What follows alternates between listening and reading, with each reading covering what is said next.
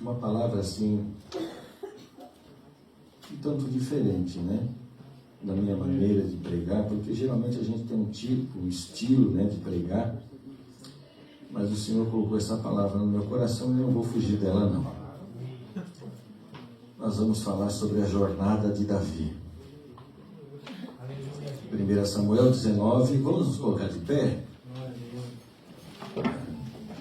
Reverência à palavra do Senhor, 1 Samuel 19, nós vamos ler o versículo de número 8 em diante.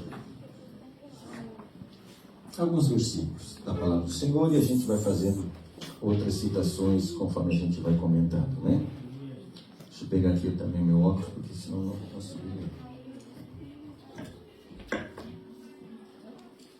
E diz assim: E tornou a haver guerra, e saiu Davi, e pelejou contra os filisteus, e os feriu de grande ferida, e fugiram diante dele. Porém, um espírito mau da parte do Senhor se tornou sobre Saul, estando ele assentado em sua casa e tendo na mão a sua lança, tangendo Davi com a sua mão o instrumento de música. E procurava Saul encravar a Davi na parede. Porém, ele se desviou de diante de Saul, o qual feriu com a lança a parede.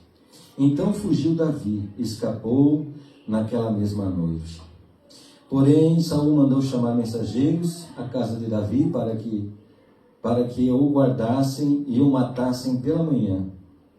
Do que Milcal, sua mulher, o avisou a Davi, dizendo: Se não salvares a tua vida esta noite, amanhã te matarão. Então Milcal desceu a Davi por uma janela, e ele se foi, e fugiu, e escapou.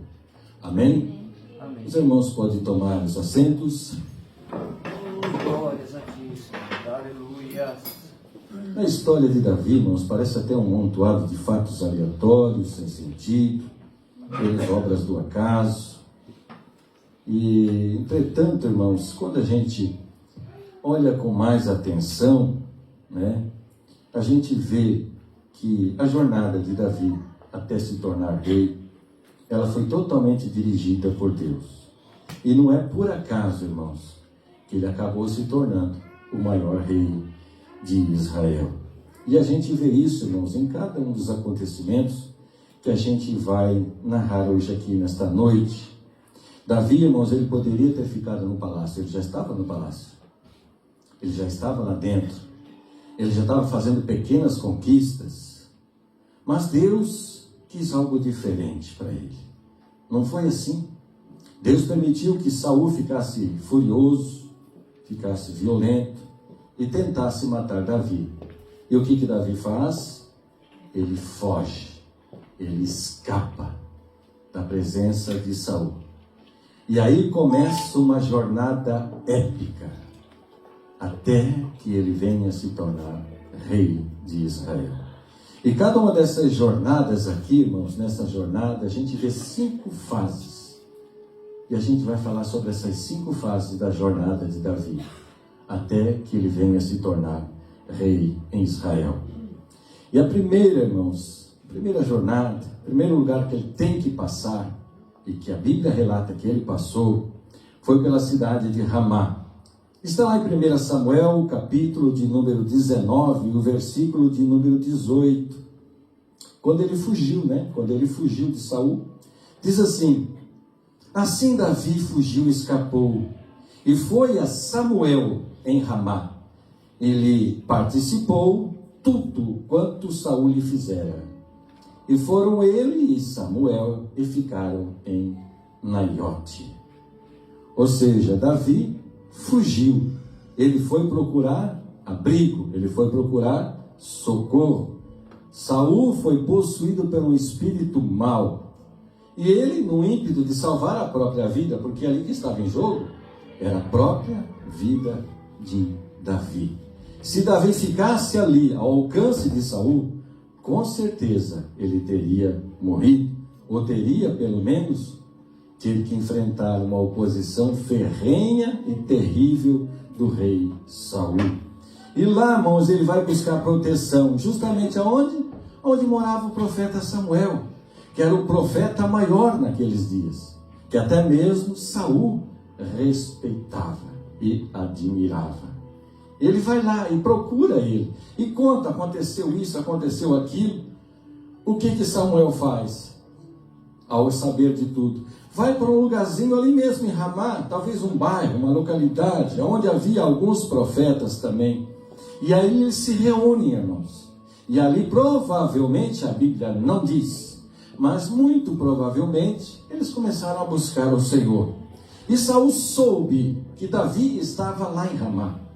Ele soube que ele estava lá, e ele também tentou de alguma maneira ir até Ramá e matar a Davi ali mesmo, onde ele estava, na frente de Samuel. Ele não teve aquela coragem, num primeiro momento, de ir ele pessoalmente, mas ele enviou um mensageiro. Mas algo inusitado começou a acontecer. Ele enviou a primeira turma de mensageiros, e quando eles chegaram lá na região onde estavam os profetas, aquele lugar, irmãos, estava impregnado de uma glória, de um poder de Deus. O Espírito Santo estava ali. Que aqueles homens que foram matar Davi, quando chegaram naquele lugar, começaram a profetizar. E avisaram a Saul: Saul, não deu certo. Os homens que tu mandou, agora estão profetizando. E provavelmente profetizavam bem a favor de Davi. Então Saul, o rei, manda novamente uma segunda leva. E acontece a mesma coisa. Quando eles chegam ali naquela atmosfera espiritual, repleta do Espírito Santo, eles também começam a profetizar. Está lá, irmãos, está lá em 1 Samuel 19, 21. E foi avisado disto a Saul, e que enviou outros mensageiros, e também esses profetizaram. Então enviou Saul ainda uns terceiros mensageiros, ao qual também profetizaram. E eles não têm jeito, tem que ir pessoalmente. Então ele se encheu daquela coragem: se eu vou lá também. E ele foi. E sabe o que aconteceu com ele? Está lá no versículo número 23, do mesmo capítulo 19. Então foi para Naiote, em Ramá, e o mesmo Espírito de Deus veio sobre ele, e ia profetizando, até chegar em Naiote, em Ramá. E ele também despiu as suas vestes, e profetizou diante de Samuel, e esteve nu por terra, todo aquele dia, por toda aquela noite. Por isso se diz: eis que também Saul está entre os profetas. Ele foi, irmãos, com o intuito de matar. Só que ele se encontrou com o Espírito Santo de Deus. Irmãos, diante do Espírito Santo não tem homem de coração duro. Diante do Espírito Santo não tem homem valente. Diante do Espírito Santo não tem homem, irmãos, que venha com o intuito de fazer alguma coisa maligna, porque cai por terra. Foi o que aconteceu aqui. Irmãos, quando ele foi profetizando pelo caminho, e quando chegou diante de Samuel, naquela atmosfera repleta do Espírito Santo de Deus, ele começou a profetizar. Eu não sei qual foi o sentimento que passou no coração dele. Talvez ele ficou com nojo das próprias vestes reais, daquilo que ele se orgulhava tanto. E ele despe-se das suas vestes e ele profetiza nu. Irmãos, o Espírito Santo de Deus, ele é maravilhoso, irmãos. Davi, ele foi buscar proteção e ele encontrou a proteção que ele precisava. Saul foi ali para matar, foi ali para tirar a vida do rei Davi, mas o Senhor estava ali, e Davi viu o seu inimigo caído por terra, completamente indefeso, porque um homem sem roupa está completamente indefeso, e ele ali prostrado, profetizando até a tarde. Irmãos, aquele que tem um chamado de Deus não morre antes do tempo. Irmãos, essa é a segurança que cada um de nós deve ter em nosso coração. Eu sei que quando vem a tribulação, eu sei que no primeiro momento Davi se sentiu aflito. Tanto é que ele, fugiu, como qualquer um de nós faria. num primeiro ímpeto, ele fugiu para buscar proteção, para que ele encontrasse, né, um abrigo para ele mesmo não morrer pelas mãos do rei Saul. Só que quem tem promessa de Deus, irmão, não morre antes do tempo, não. De forma nenhuma. Ainda que venha a fúria do inimigo, vai cair por terra, completamente indefeso. Foi o que aconteceu ali. E mais, irmãos, que a gente percebe, eu não sei se vocês perceberam, mas quando eu estava examinando esta passagem, me saltou os olhos. Porque não era apenas uma luta carnal, não era apenas uma luta de interesses terrenos, era uma luta espiritual. Quem é que estava agindo na vida do rei Saul? Nós já vimos. Era um espírito mau, maligno. E quem é que estava operando lá entre os profetas e Samuel? Era o Espírito Santo. Um queria matar e o outro queria proteger. E Davi estava no meio. Era uma luta espiritual. Isso simbolicamente para nós, irmãos, tem um valor maravilhoso.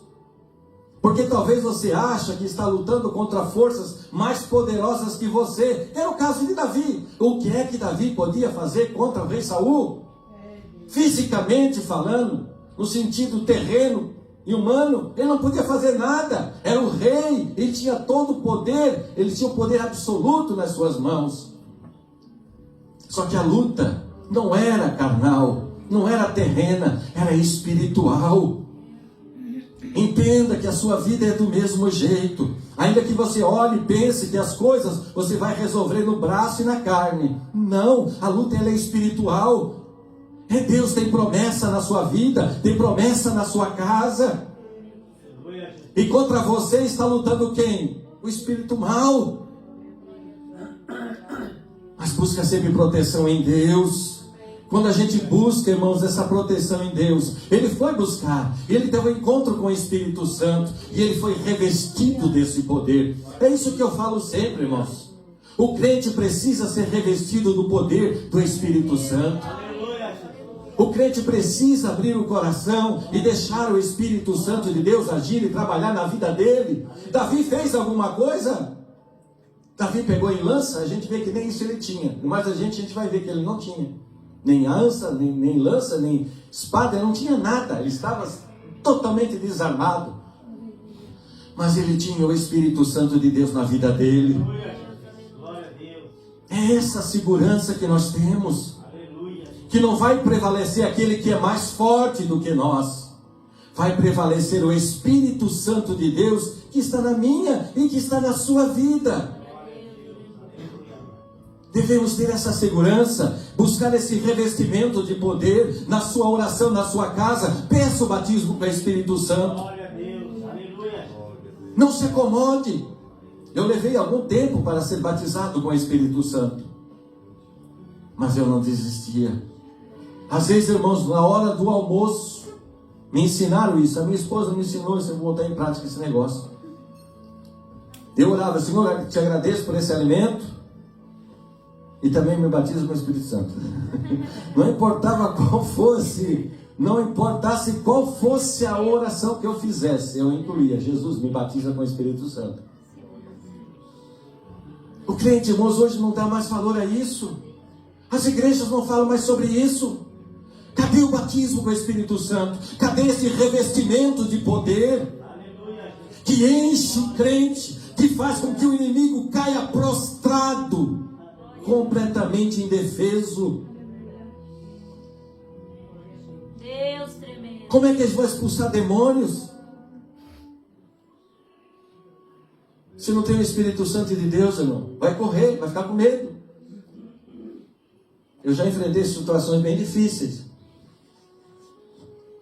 Eu enfrentei uma ainda sozinho, de noite. Eu não esperava, era uma situação inusitada, eu não sabia. A Bíblia ensina que não se deve andar sozinho. Como era uma pessoa que, enfim, achava que não teria problema. Foi só orar. Era a legião. Ele urrava. E as pessoas, era verão, e passavam na frente da casa, e via todo aquele negócio todo. Eu disse, mas eu confio no Senhor. O inimigo saiu, foi embora. E era tanta legião, irmãos, eu nunca tinha visto daquilo. Eu não sei se você vai acreditar ou não, também não me importa, porque eu sei o que eu vi. Quando eu disse, sai em nome de Jesus, em nome de Jesus, ele saiu. Mas a porta da sala estava aberta. E ele passou e fechou a porta. Pau! Eu me arrepiei. Disse, meu Deus, eu nunca tinha visto uma ação no mundo físico por um ser espiritual.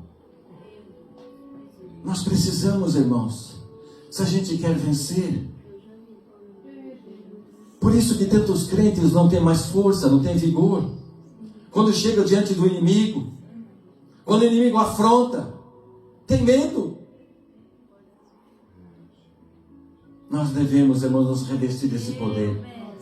Nós precisamos, quem tem uma vida vitoriosa, passa por Ramá. Tem que passar por Ramá, não tem jeito. Tem que buscar esse revestimento de poder.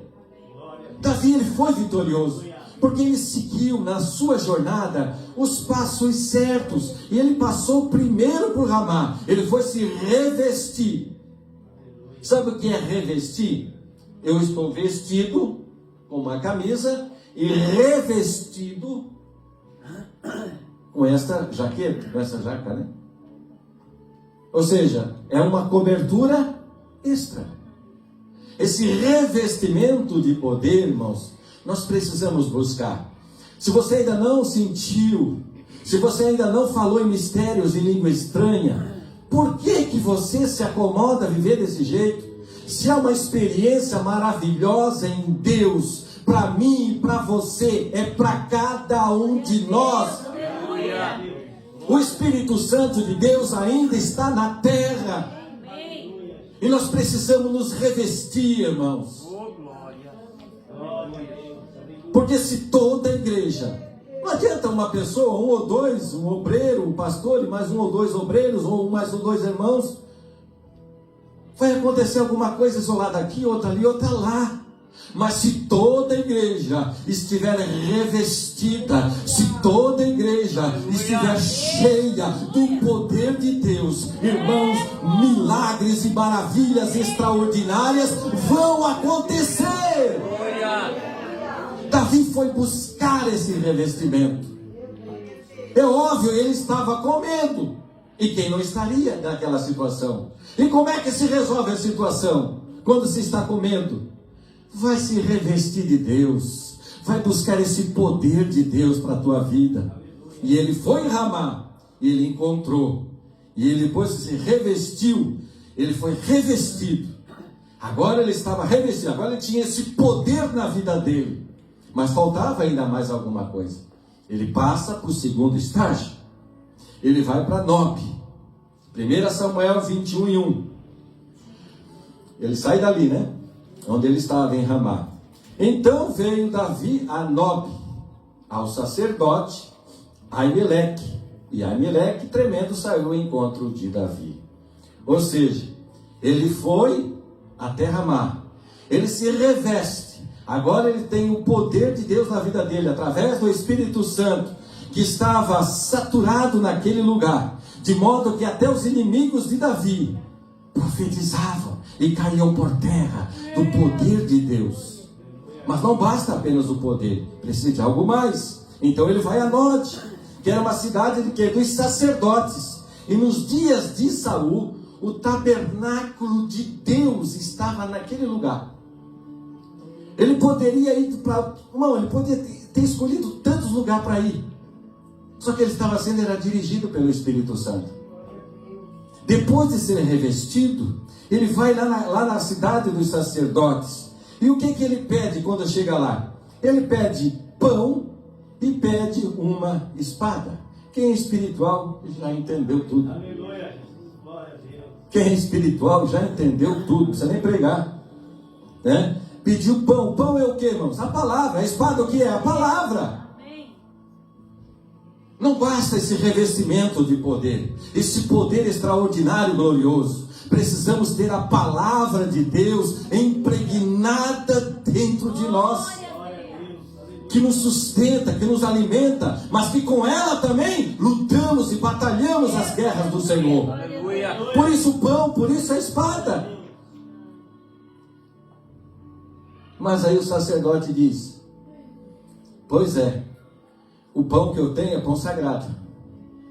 É o pão dos sacerdotes. É o pão da preposição, não dá. Precisa para comer ele estar em santificação. Se não está em santificação, não come. Irmãos, a palavra de Deus, ela tem que ser digerida na espiritualidade, em santificação. Tem muita gente, irmãos, se envolvendo com a palavra de Deus, mas na carne. Aleluia. Não tem nada de espiritualidade na vida dele. Vive uma vida de qualquer jeito. Na igreja, age como crente. Se comporta como crente. Mas lá no mundo, se comporta como um mundano. Não se sabe. Parece ser duas pessoas diferentes. Você acha que a palavra de Deus vai ter algum efeito na vida daquela pessoa? Meu Pai. É perda de tempo. Não perca o seu tempo dentro da igreja. Você está perdendo tempo. Irmãos, nós precisamos nos alimentar dessa palavra, desse pão que vem do céu, mas com a vida em santificação. E aí ele diz: não, os moços estão, os vasos dos moços estão em santificação, pode dar. E aí ele come. Irmãos, irmão, estava tudo certo, estava em santificação. Aí a palavra entrou, aí a palavra produz resultado. É por isso que se fala tanto da Bíblia. Aleluia. Tanto da Bíblia. Mas cadê os resultados? Não tem, é pouco. E por que os resultados são poucos? Porque, irmãos, sem santificação, a palavra não vai produzir nada. A pessoa está na carne. Se o Espírito Santo, o Espírito Santo, ele sabe, ele faz do jeito que ele quer.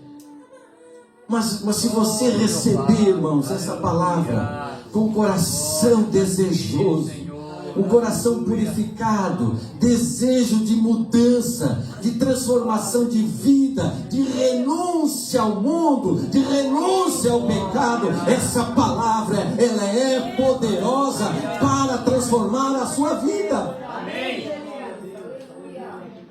E aí, irmãos, não tinha como dar errado. Estava em santificação, se alimentou-se. E ali, irmãos, também aquele lugar, Nob, né? Simbolicamente era uma preparação espiritual, né, para a vida de Davi. Nob significa a necessidade de ir buscar a orientação dos sacerdotes e dos homens de Deus. E ele faz isso.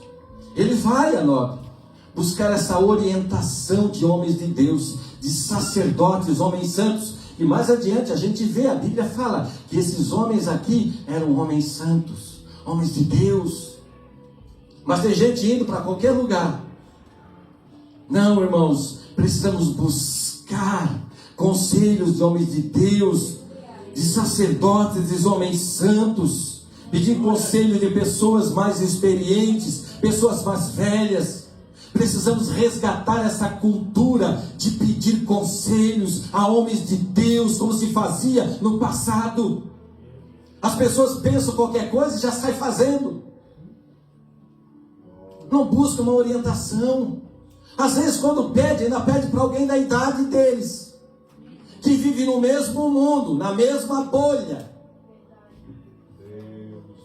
com a mesma limitação, com a mesma visão de mundo. Nós precisamos, irmãos, buscar conselhos de homens de Deus, que tem uma visão um pouco mais ampla, uma visão espiritual. É isso que nós precisamos. Lembramos de Roboão, a ruína que ele trouxe para Israel. Roboão, filho de Salomão. Ao invés de lhe pedir conselho aos homens mais velhos, se não me engano é a 1 Reis, acho que é 12, versículo 5 em diante, não me lembro bem, mas parece que é por ali. Ao invés de ele buscar conselho de homens mais velhos, ele vai procurar conselho dos jovens, da mesma idade dele. Aí os jovens dão um conselho: não, vai lá e diz que tu é macho, né? Que o teu dedo mínimo é mais grosso que o lombo do teu pai. que o teu pai vos castigou, né? Vos açoitou com açoite, e eu vou castigar vocês com escorpião. Vê como eu sou machão. O que deu, irmão? O reino rachou. Rachou. Que tristeza. Quando não se busca o conselho no lugar certo. Davi estava fazendo tudo certinho. Por isso que deu certo. Por isso que a gente vê o final da trajetória de Davi. Deu certo. E por que deu certo? Porque ele seguiu os passos certos. As pessoas querem fazer tudo errado e depois quer ter um resultado bom lá na frente. Não vai dar. É verdade. Não vai ter jeito não. E o que ele faz? Ele vai, busca essa orientação. Busca, né, uma direção. Mas quando a gente busca, irmãos, Aleluia. eu já me livrei de muita coisa ruim. Porque eu busquei, né? Busquei conselhos. Eu sempre, quando eu vou fazer alguma coisa, eu peço direção de Deus. Aleluia. E eu também conselhos de homens mais velhos, residões. Glória a ti, Senhor. Aleluia. A gente precisa. Mas parece que conselho, se fosse bom, não se dava, se vendia. Ô soberba! Eu peço conselho, até para os meus filhos também. Quando eu tenho alguma coisa que eu estou planejando, eu converso com o maior número de pessoas, eu troco ideias, troco informações. Para quê? Para que a gente possa chegar ao melhor resultado possível. Aleluia. Porque será que eu sempre vou ter a visão certa? Será que você sempre vai ter a visão certa? Você vai ter sempre a melhor decisão para tomar na sua vida? Cuidado com o que a mídia diz. Você faz a sua vida o que você faz. Pois é, faz mesmo. Só que a Bíblia diz que aquilo que o homem planta, ele colhe. Então, antes de tomar uma decisão, procure orientação, procure direção. Aleluia. Era isso que ele estava fazendo, né? Outra coisa, irmãos, ele foi lá porque lá era a casa do Senhor, era o templo do Senhor, o tabernáculo estava estabelecido ali em Nob, naqueles dias do rei Saul. Ele vai lá buscar, né, a bênção de Deus. Mas as pessoas não querem mais isso, não. Davi, irmãos, ele tinha saudade. Quando estava no deserto, que é uma das etapas que a gente vai ver, ele estava no deserto, irmãos, ele tinha saudade. Irmão, ele tinha saudade dos pardais que faziam ninho no templo. Ele tinha essa saudade, porque o desejo dele era estar na igreja. Mas as pessoas hoje, irmãos, estão enfastiadas da palavra. Não querem mais a palavra. Está que nem o povo de Israel. O povo de Israel, depois de caminhar 40 anos, já havia caminhado 40 anos, no finalzinho da jornada, quando faltava mais ou menos 3 meses para eles entrarem dentro da terra prometida. Novamente, eles caminhando lá pelo sul do Mar Morto. Faltou água, faltou pão. E aí eles começaram a reclamar. E olha só o que diz Números 21:5. Coisa terrível, né? No final da caminhada, depois da pessoa achar que é crente, né? Depois, não, eu tenho firmeza. Eu conheço. Pura soberba. Né? Era assim que estava aquele povo, dizia assim, ó. E o povo falou contra Deus e contra Moisés. Por que nos fizesse subir do Egito para que morrêssemos nesse deserto? Pois aqui nem pão, nem água há. E a nossa alma tem fastio desse pão tão vil. Sabe do que eles estavam reclamando? Do maná. Maná era o pão dos anjos, pão caído do céu. Mas tem gente que reclama. Não, se não for falando, que estiver pregando para mim. Não, Deus usa uma criança. Não importa quem pregue. Esteja com os teus ouvidos abertos. E Deus vai falar através da sua palavra. Mas as pessoas estão enfastiadas. Por quê? Não, eu tenho que ir lá no YouTube, porque lá no YouTube tem aquele pregador famosão. Que é isso? Mas se não for, não. Ai não, se não for eu não quero. Se não for ele eu não quero. Que é isso? Estão enfastiados da palavra.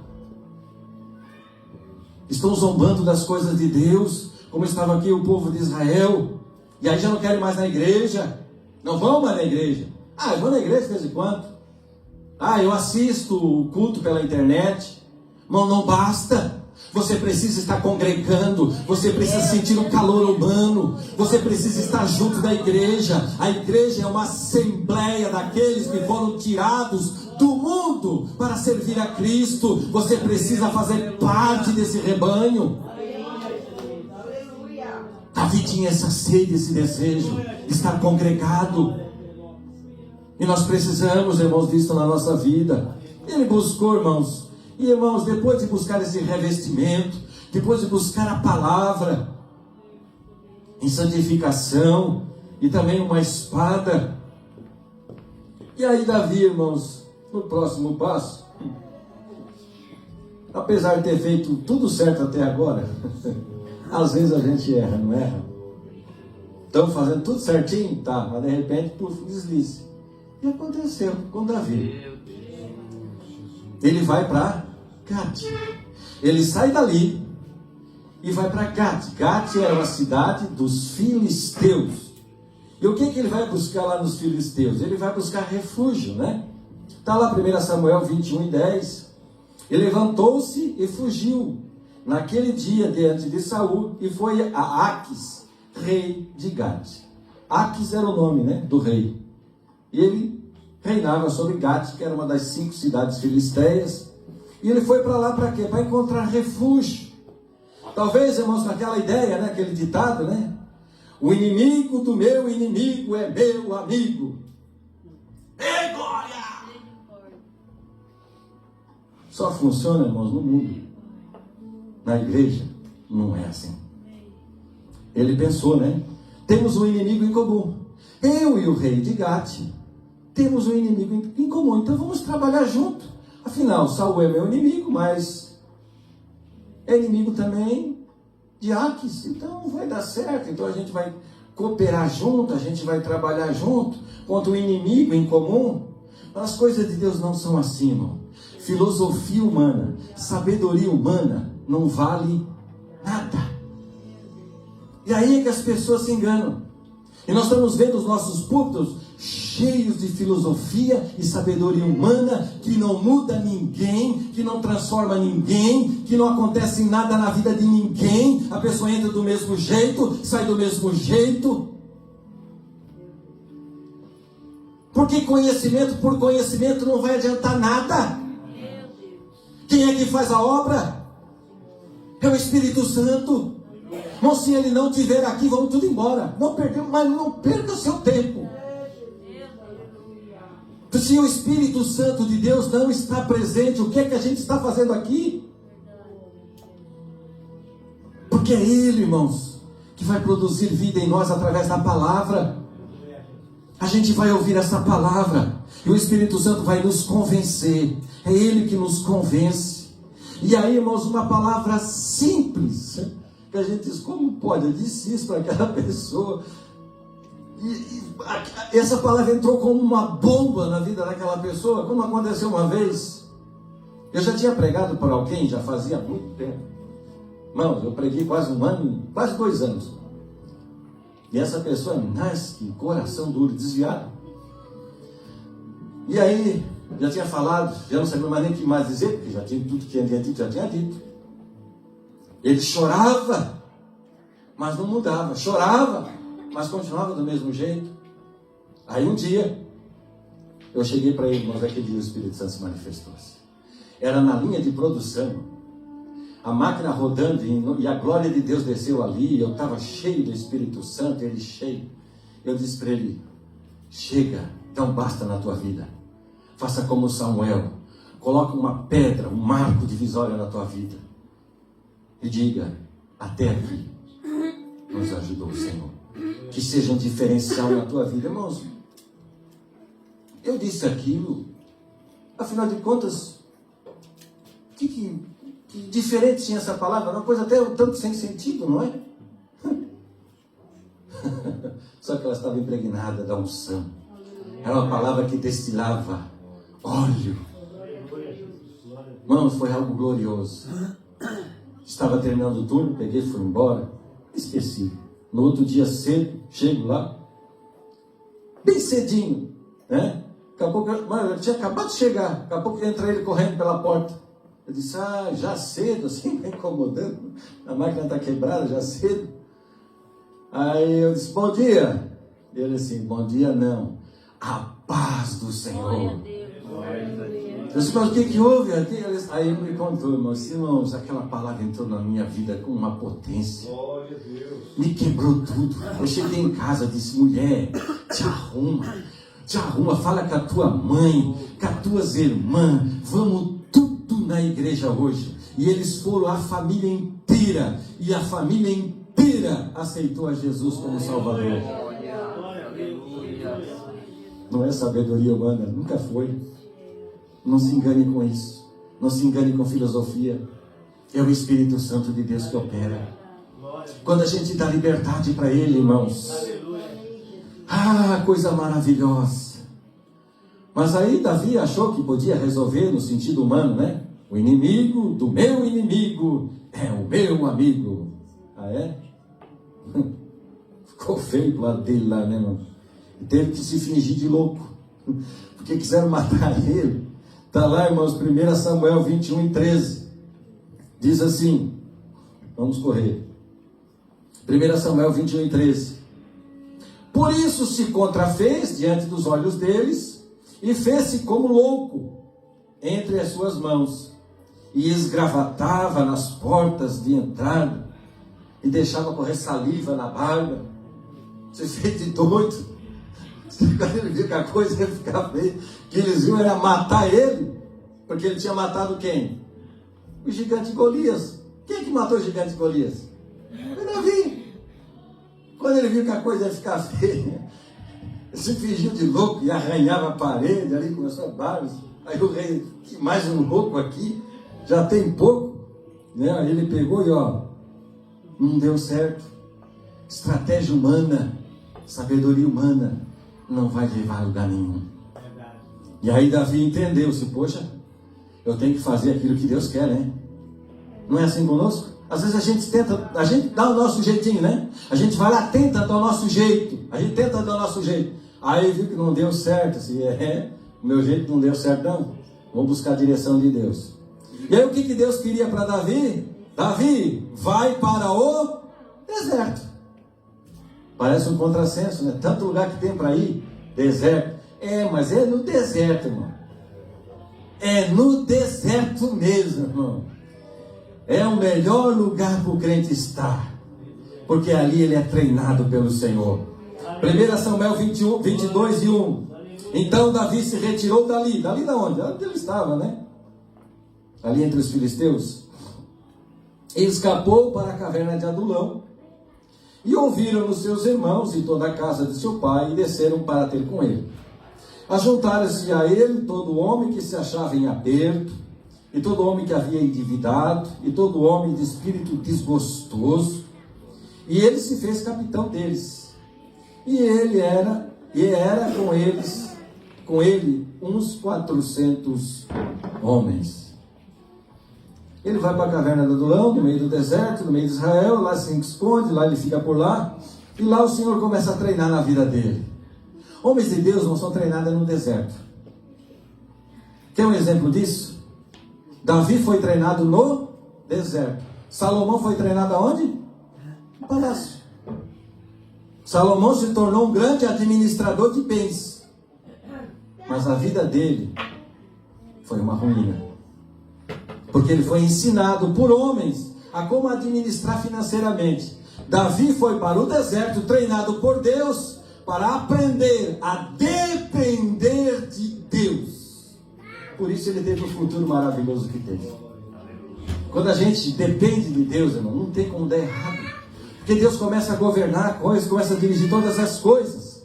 Só que Davi percebeu alguma coisa. A sua família vai até ele. O seu pai, a sua mãe, alguns seus irmãos também, alguns parentes, vão junto para Davi. Sabe que ele está ali? E aí vão até ele. E aí Davi, o que ele faz? Ele protege a sua família. Ele dá uma proteção extra para a sua família. Aquela guerra não era da família dele, aquela guerra era dele, de Davi. O que ele faz? Ele vai até Mispá e fala com o rei, que está lá, rei dos Moabitas, e deixa os seus pais lá. 1 Samuel 22:3.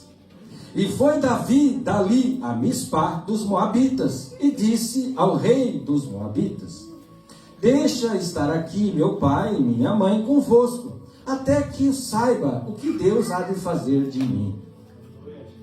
Ou seja, essa guerra é minha, não é da minha família, não é do meu pai. Eu vou proteger eles. Olha que sabedoria. Proteja a sua família na oração e no jejum. Porque, irmão, se Deus tem um chamado para você, é para você. E você vai estar envolvido em grandes batalhas e guerras que a sua família não precisa ver. Então esconda, construa um lugar forte para a sua família na oração e no jejum. Proteja eles. Que o Senhor possa guardar eles. Que eles não vejam as suas lutas e as suas batalhas. Mas os crentes às vezes não vigiam. E fazem pior. Estão na guerra, estão na batalha, estão no deserto. E aí o que faz? Não dá certo lá entre os irmãos. E na frente dos filhos. Na frente dos filhos. Visse lá o que aquele irmão fez? Aquilo não é crente. Tu visse o pastor? Agora tu vê que isso é coisa que ele faça. E aí não, aquela igreja, faça isso na frente do seu filho, faça. Eu duvido ele ficar na igreja. Proteja a sua família. Talvez você esteja passando por um processo que é Deus que está permitindo. Porque Deus, como é que se afia ferro? Ferro se afia com ferro. E às vezes Deus permite que certos atritos aconteçam entre nós, para que Deus venha moldar a nossa vida. É uma batalha que estamos fazendo. E para que você envolve a sua família, seu esposo, seus filhos, numa guerra que é só sua? Não faça isso. Quantos filhos desviados nós temos por aí? Justamente por quê? Porque não vigiou. E é pior é que a pessoa nem percebeu que era Deus que estava trabalhando na vida dela. Porque Deus permite. Irmãos, eu vou contar para vocês. Eu era bem nervosinho. Não que eu hoje estou um pouquinho melhor. Mas quando me converti, pensa num homenzinho ruim. Pensa num homenzinho ruim. Irmão, daí eu ia trabalhar, vinha, irmão, não, só pode ser coisa do capeta, não pode. Uns desse tamanho assim, ó, vinha para mim. Eu olhava para baixo assim, misericórdia. Mas eu já via, só podia ser coisa do cão. Mas é para quê, irmãos? Era Deus moldando a minha vida. Eu precisava quebrar aquilo ali. Isso é orgulho, irmãos. Não é outra coisa não. Quando a pessoa te ofende, se sente ofendido, não é orgulho. Porque Cristo lhe feriram a face. Cuspiram nele. E ele, como ovelha muda, não abriu a boca. Se você reage, é soberba, orgulho. Não é outra coisa. E às vezes Deus permite essas coisas para moldar. Se Deus está te moldando, luta sozinho, não envolve a tua família. Aprenda a lutar sozinho. Porque o Senhor está contigo nessa peleja. Se o Senhor te colocou nessa batalha, se o Senhor te colocou no deserto, é porque Deus está moldando a sua vida. Glória a Deus. Precisamos entender essas coisas. Irmãos, aí o Senhor começa a trabalhar na vida de Davi. Começa a impulsioná-lo. Ele começa a saber de guerras, de ataques.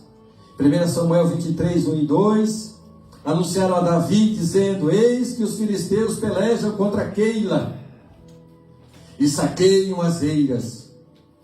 E consultou Davi ao Senhor dizendo: irei eu, ferirei eu aos filisteus? E diz o Senhor a Davi: vai e ferirás aos filisteus e livrarás a Keila. Daí o Senhor começou a impulsionar ele. Ele começou a consultar e o Senhor disse: vai.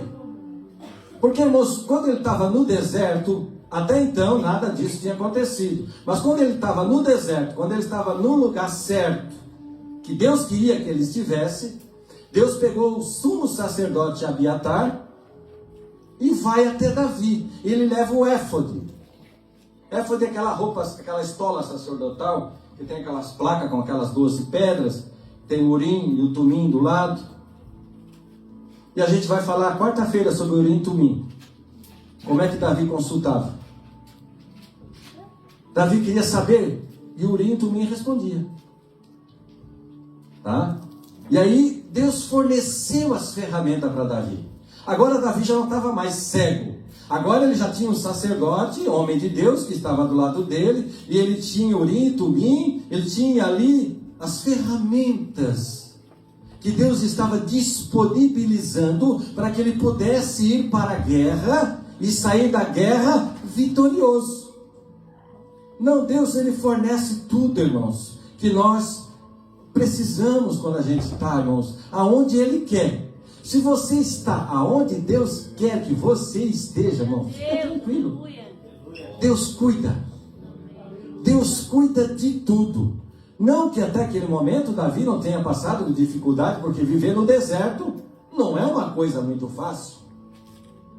Mas Deus deu todas as ferramentas e o capacitou para que ele vivesse no deserto, fornecendo tudo o que ele precisava. Olha só o que diz ali, perceba como ele viveu ali no deserto, irmãos. 1 Samuel 23 e 14. 1 Samuel 23 e 14 diz assim: e Davi permaneceu no deserto, nos lugares fortes, e ficou em um monte, no deserto de Zif. E Saul buscava todos os dias, porém Deus não o entregou na sua mão. Olha que Saul procurou todos os dias. Ele estava obcecado. Era uma obsessão encontrar Davi. Mas ele encontrou? Não. Por quê? Porque Davi estava onde? No lugar certo. O melhor lugar para se estar, irmãos, é na vontade de Deus. Aleluia. Seja no deserto, seja aonde for, se você está aonde Deus quer que você esteja, tenha a certeza e a segurança que Deus está contigo e nada vai te acontecer. E nada aconteceu, irmãos, né? Eu sei que era uma vida dura, uma vida difícil, né? Mas o Senhor cuidou de cada detalhe, de cada detalhe o Senhor foi cuidando. Nós vamos avançar porque as horas... E ele ficou, irmãos, no deserto, até que Saul morreu. Davi não fez nada, nós conhecemos toda a história.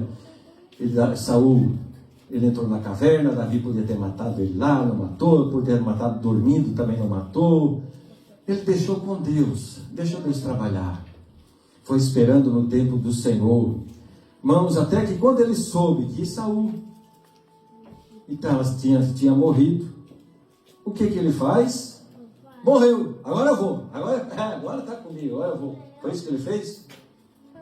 2 Samuel 2:1 diz assim: e sucedeu que depois disso, depois do quê, né? Depois que ele soube da morte do rei Saul, né? E sucedeu que depois disso, que Davi consultou o Senhor dizendo: subirei eu a algumas das cidades de Judá? Ele pergunta ao Senhor. E o Senhor lhe diz: sobe. E Davi diz: para onde é que eu vou? E o Senhor disse, né? Para Hebron. Não tinha como dar errado, irmão.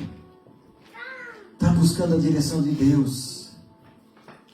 Agora, irmãos, ele já sabia, Saul não existia mais. Vamos dizer, o caminho para o trono estava aberto.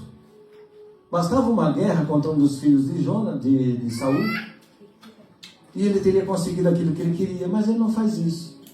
Ele pega a direção de Deus, ele espera no tempo do Senhor. Aquele tempo também foi um tempo para amadurecer ele. é um processo de amadurecimento, e aí ele começa a reinar sobre o reino de Judá, que é uma das 12 tribos, um reino bem pequenininho. E aí ele começa a reinar, aí ele começa a aprender a como governar. Veja como o Senhor estava trabalhando na vida dele, porque ele não se precipitou. Quando ele chegou em Hebrom, ele já chegou treinado pelo Senhor, ele já estava capacitado, abalizado, né? Ele tinha passado pelo deserto, pelas provas, pelas dificuldades e tantas coisas que a gente pulou aqui. E aí, irmãos, quando ele chega em Hebrom, ele fica em Hebrom, ele fica esperando no tempo do Senhor. Ele já havia sido ungido, ele sabia disso, havia unção nele, mas ele ficou esperando. Até que a gente viu que depois ele ficar ali 7 anos, vem as outras tribos de Israel e unge ele rei sobre Israel. E ele reinou 40 anos. Foi um reinado longo e próspero. Deu tudo certo, porque ele agiu da maneira certa. Se a gente agir do jeito certo, o resultado também vai ser certo. Não tem como dar errado. Se nós agirmos e seguimos essa jornada que Davi seguiu, nós também teremos uma vida abençoada e uma vida vitoriosa. As nossas áreas avançaram um pouquinho. Eu gostaria que a igreja se colocasse de pé nesse momento. Nós gostaríamos de orar com